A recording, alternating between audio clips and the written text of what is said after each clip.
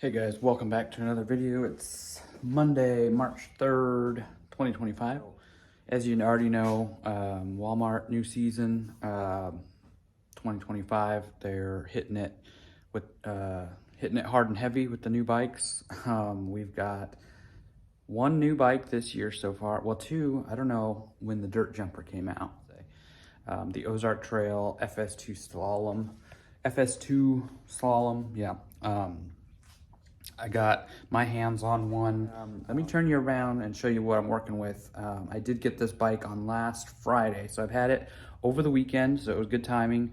It's always a little frustrating to get a new bike like on Monday or in the middle of the week, and you can't really mess with it because you're working.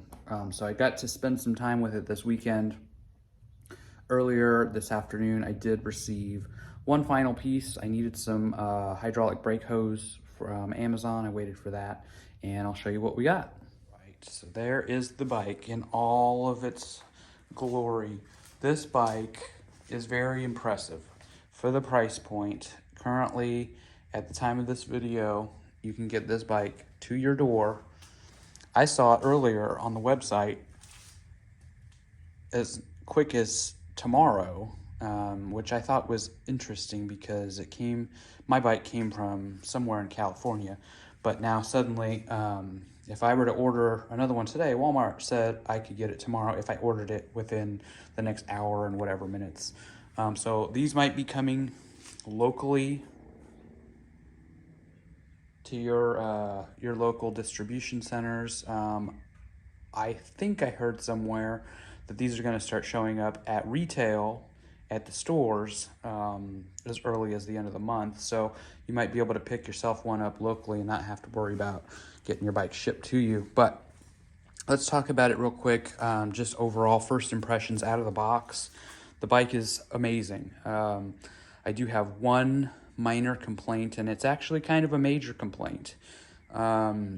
Overall, though, build quality, attention to detail, 10 out of 10. I think that they really knocked this one out of the park. It looks legit.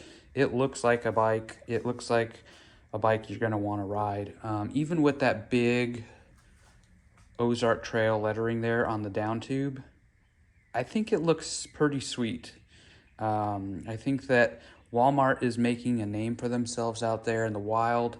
If you see one of these bikes out there and you know about it, if you know, you know, right?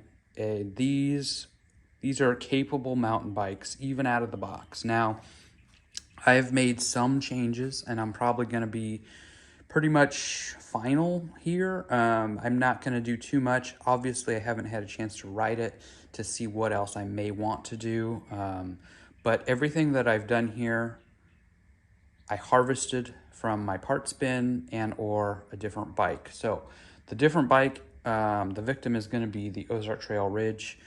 I got that bike last fall. It was like late summer, early fall. I rode it just a little bit. It did do some stuff. It was kind of the same thing. It was a parts bin build, and I just don't see myself using that bike very much going forward. So I went ahead and harvested some parts from that. So you'll notice I have my Bucklos 120 mil air fork here. This has been with me for a few years. Had it on the Axum. It was on a couple of other different builds, and most recently it was on the Ozark Trail Ridge. This fork, it's not the greatest, but it is a quick release, so I don't have to worry about getting a new wheel. The dropper post is in. It's an Exaform 125 mil, and it fits all the way. So one thing that I was concerned with was the fact that the dropper post, or not the dropper post, the seat post has that curve to it. So that's kind of the challenge nowadays with any frame that you get. If you get them in a smaller size, this one is the medium. You kind of have to deal with either a curved seat tube like we have here, or you have bottle cage mounts. And sometimes that prevents you from putting your dropper post all the way down. So I need, as a shorter rider, I need all the travel within this dropper post. When it's all the way down, I want to be able to sit on the seat with my feet flat on the floor, which I can do.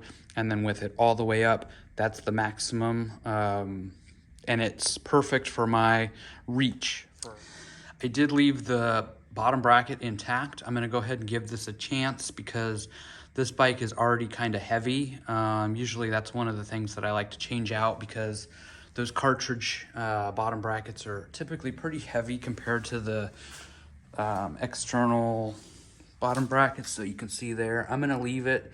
It runs smooth. These things are really good. They feel good. So I'm gonna go ahead and leave that. I'm gonna leave the tires and the wheels because I wanna give them a test.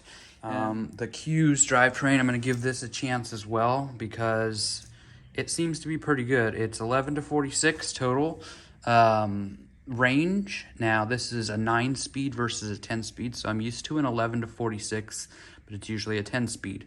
So you're gonna get a little bit of higher gaps here within the first, second, and third gear, which isn't going to be too big of an issue for me, I don't think. When I'm riding, I'm usually spending most of my time here or in the fast gear. So P&W Loam grips, these are the extra large or the fat grips. I like these a lot, so went with the cement ones there.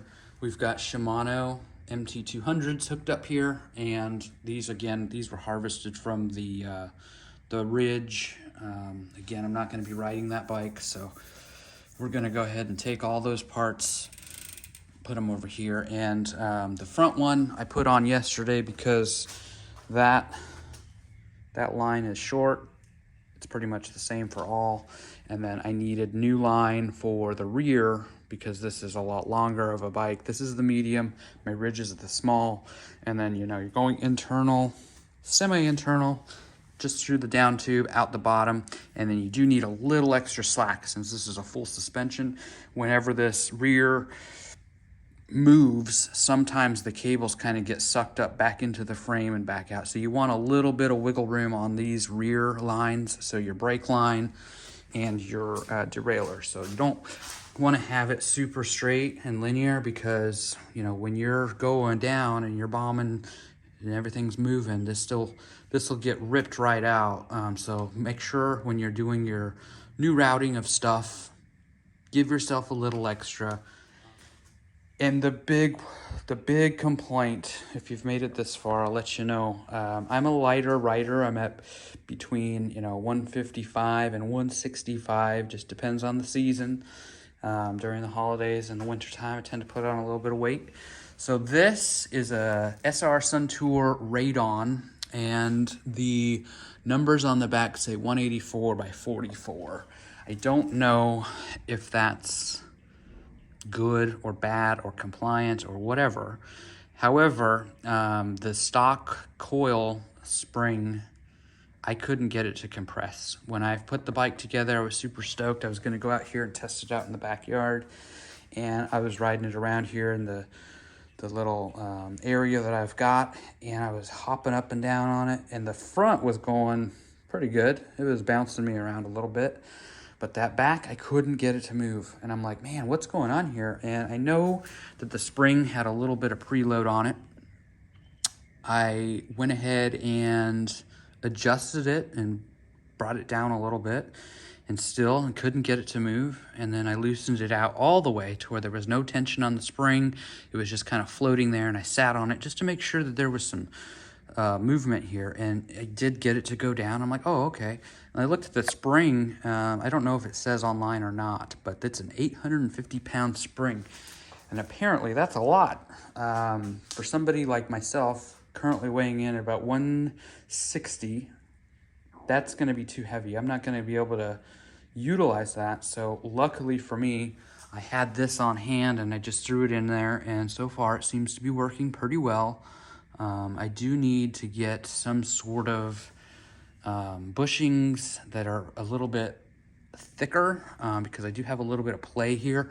I did rig it up a little bit with some tape inside the bolt there, and I think that that'll hold up for now, but I do need to get something in there because eventually that tape will probably wear out, and then it'll be a little loose and a little rattly. It's not. So that was the biggest complaint, and that's one thing that I want to mention as a kind of a warning. If you do get this bike and you're on the lighter side of the riding weight limit of 300 pounds, Don't be discouraged when you get this bike that, hey man, full suspension, that's not all the rage. This sucks because this is a heavy bike. Mine weighed in at about 38 point something pounds from stock. Currently, I'm about 35, and I probably can't get much better than that unless I change the bottom bracket and maybe the wheels.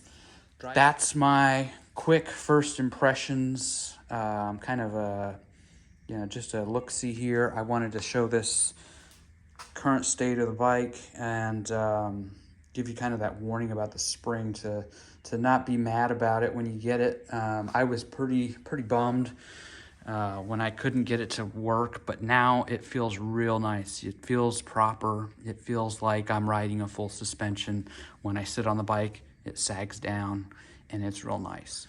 Hoping here in the next couple weeks we get some good weather to go out and be able to test this thing out. I'm really excited about it. I think that this is an amazing buy. Walmart did it again. They did it with the gravel bike last year, coming in at $248. Steal of a deal. And like I said, I haven't got a chance to test it fully, but hopefully soon. And when I do, you guys will be along for the ride. Thanks again for watching. I'll see you on the next one.